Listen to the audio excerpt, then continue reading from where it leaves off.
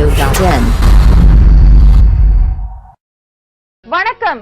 அநேகன் படத்திற்கு பிறகு விஜய் சேதுபதி நடிக்கும் ஒரு படத்தை இயக்கி வருகிறார் இயக்குனர் கேவி ஆனந்த். இந்த படத்தில் மடோனா செபாஸ்டியன் கதாநாயகியாக நடிக்க டி ராஜேந்தர் வில்லனாக நடிக்கிறார். இந்த படத்தின் படப்பிடிப்பு விறுவிறுப்பாக நடைபெற்று வருகிறது. பெரும்பகுதி படப்பிடிப்பு சென்னையில் நடைபெற்றுள்ளது. இதுவரை 70% படப்பிடிப்பு நடந்திருப்பதாக தெரிவித்திருக்கிறார் இயக்குனர் கேவி ஆனந்த். விஜய் சேதுபதி நடித்த படங்களிலே பெரிய பட்ஜெட்டில் உருவாகும் படமாக இந்த படத்தை தயாரித்து வருகிறது ஏஜிஎஸ் என்டர்டைன்மெண்ட்ஸ் நிறுவனம்.